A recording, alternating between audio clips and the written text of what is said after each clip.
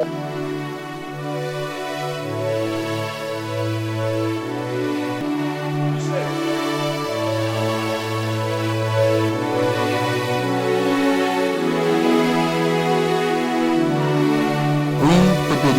je vous salue au nom puissant du Seigneur Jésus. Que la grâce et la paix du Seigneur soient avec vous. Oui, nous sommes encore venus de la part de notre Seigneur Jésus en ce lieu. Je suis venu pour apporter l'évangile du Christ. Ce n'est pas ma parole, ni la parole de mes parents, mais c'est la parole de Dieu. Et je ne m'irai pas aller très loin sans pourtant dire encore un grand merci à Dieu pour le souffle de vie, pour la force qu'il ne cesse jamais à nous donner, à nous faire encore du bien. Pendant quelques minutes, je m'irai que nous partageons un thème plus important, un thème plus au moins capital. Avant que je n'aille très loin, j'aimerais laisser ces moments entre les mains de Dieu. Père, je te dis encore merci pour ces moments, pour cet instant.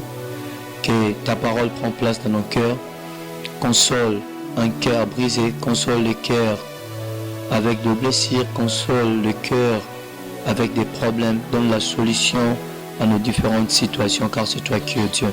Pendant ces moments, que ta parole soit sanctifiée, que ta parole nous purifie encore au nom de Jésus. Amen. Oui, aujourd'hui, pour notre tranche, notre séance, nous allons partager autour d'un thème plus capital, un thème plus précieux. Le thème d'aujourd'hui est intitulé « Confie-toi en l'Éternel et il agira ». Confie-toi à l'Éternel et il agira. Le texte de base est intitulé sur Proverbe chapitre 3, verset 5. Proverbe chapitre 3, verset 5, je lis au nom du Seigneur Jésus.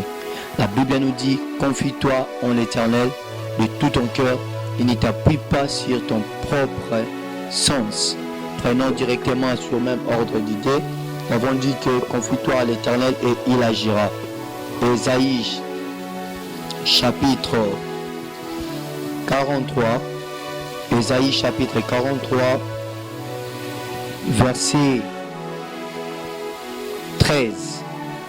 Ésaïe chapitre 43, verset 13. Je lis au nom du Seigneur Jésus. Je les suis dès le commencement, et nul ne délivre de ma main. J'agirai, qui s'y opposera?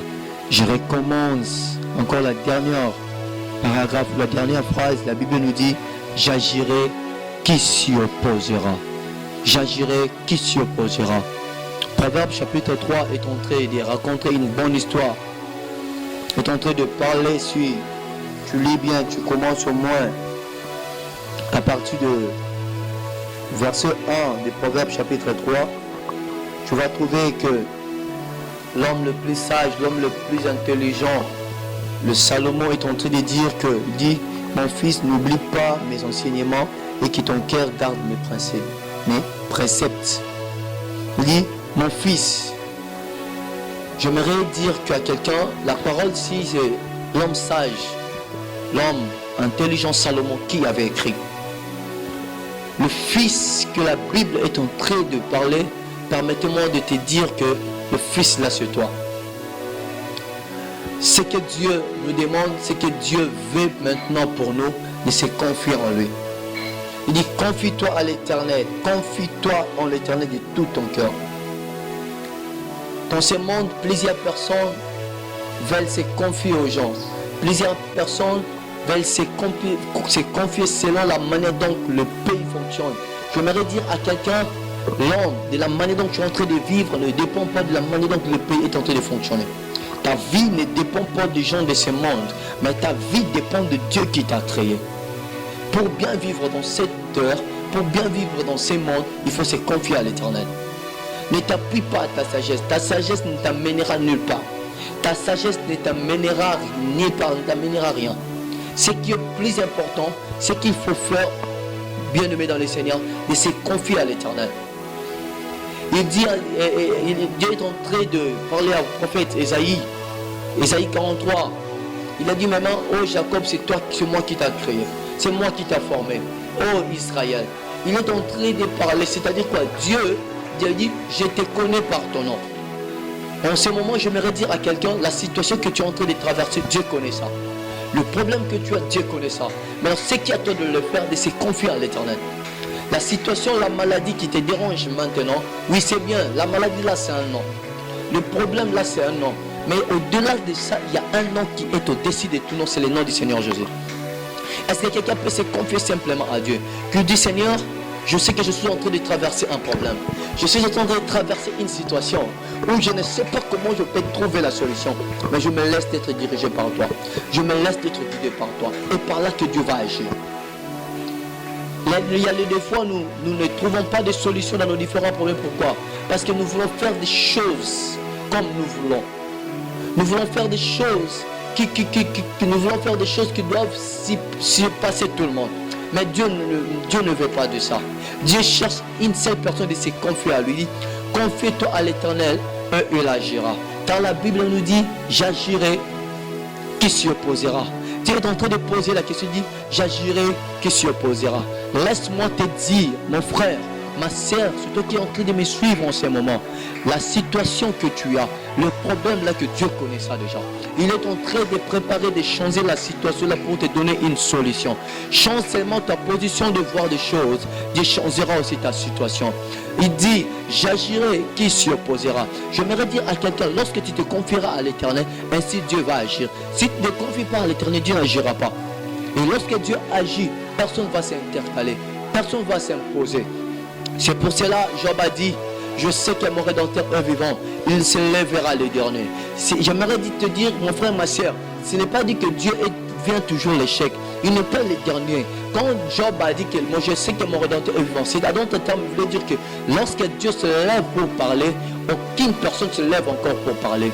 J'aimerais te dire, le temps est déjà venu. Peut-être le temps est difficile. La situation là, tu ne sais même pas comment tu peux trouver la solution. Mais moi, j'aimerais te dire, la solution est en Jésus-Christ. Il n'y a qu'un seul nom est au-dessus de tout nom. C'est le nom du Seigneur Jésus. Prends ce moment, prends cette circonstance, le temps de chercher Dieu. Cherche la face de Dieu comme il faut. Ne t'appuie pas à ta sagesse. Ne t'appuie pas à ton intelligence. Ton intelligence t'amènera nulle part. Mais lorsque tu seras à s'appuyer à l'Éternel, de se confier à Dieu, tu dis, Seigneur, je ne suis rien, je suis faible. C'est pour cela David a dit, même si je marche dans la vallée de l'ombre de la mort, je ne crains en main car tu es avec moi. Laisse-moi te dire en ce moment, Dieu marche avec toi. Même si tu es malade, même si tu as des cas compliqués, il n'y a que Dieu qui change. Quand tu te lèves, tu dis, Seigneur, je sais que je suis malade. Je sais que c'est toi qui auras pas. Seigneur, je sais que c'est toi qui es Dieu qui pourvoira à nos besoins. Laisse-moi te dire, pendant quelques minutes tu es resté, parce que je suis déjà arrivé à la fin. Laisse-moi te parler au moins quelques points que tu dois savoir lorsque quelqu'un se confie à l'Éternel. Lorsque quelqu'un se confie à l'Éternel, la première des choses, ou le premier élément, il expose sa faiblesse devant Dieu. Il y avait un homme qui était au cours de piscine de Bethesda. Bon, Jean chapitre 5, versets 7 à 8. La Bible nous dit, lorsque Christ s'est avancé, il dit, Dieu savait déjà que cet homme était malade. Dieu lui a posé la question, veux-il être guéri? Il dit, Seigneur, je n'ai ni personne. À d'autres termes, il voulait dire à Jésus que les gens qui avaient leurs frères, membres de famille, si seulement l'eau agit, les autres descendaient déjà. Mais moi, vu je n'ai pas quelqu'un, je n'ai ni personne pour me jeter dans l'eau. C'est pour cela que je suis toujours. Nous devons exposer nos faiblesses devant Dieu. Parce que c'est Dieu qui va nous donner la solution. Le deuxième point, lorsque quelqu'un se confie à l'Éternel, il combat dans la victoire. Lorsque quelqu'un se confie à l'Éternel, il combat dans la victoire. C'est la raison pour laquelle David est en train de dire en 1 Samuel chapitre 17, verset 45, David a dit, toi tu marches devant moi avec des javelots, de flèches, les choses que les objets que David avait cités. Il dit, moi je marche contre toi au nom de l'Éternel des armées. J'aimerais dire à quelqu'un, la situation que tu as, le problème, n'aie pas peur, ne crée rien. Dieu est avec toi. Tu es en train de combattre déjà, tu as déjà une victoire. Depuis que Dieu t'avait déjà donné au Golgotha, à la croix, il avait tout accompli. À la croix, il avait rendu des choses faciles, des choses palpables.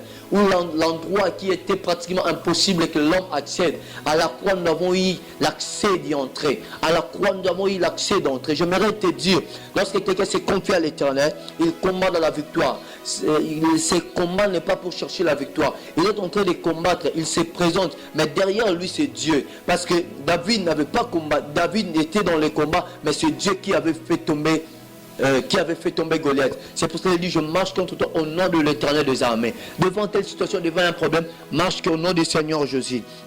Le troisième point, Dieu fera ses ennemis son marchepied. Si quelqu'un s'est confié à l'Éternel, Dieu fera aussi ses ennemis son marchepied. Il dit, Psaume chapitre 110, verset 10, il dit, assis-toi à ma droite, jusque je ferai tes ennemis ton marchepied. Lorsque quelqu'un s'est confié à l'Éternel, il assis à la droite de Dieu. Il marche, ses ennemis deviennent son marchepied. L'endroit où il n'était pas arrivé, l'endroit où il n'avait pas eu l'accès, ses ennemis dès qu'ils arrivent, tu ne savais pas, cet homme-là, tu ne savais pas, dans cela que tu vois, Dieu l'avait élevé. Tu ne savais pas, la guerre que vous voyez aujourd'hui, c'est Dieu qui l'avait fait ça. C'est ça Dieu. Lorsque quelqu'un s'est confié à l'Éternel, même les ennemis, l'endroit que tu ne pourrais pas arriver, mais tes ennemis y arrivent, commencent à parler du bien. Même les gens qui avaient l'ordre de parler du mal de toi, quand tu t'es confié à l'Éternel, eux-mêmes vont commencer à te faire de publicité.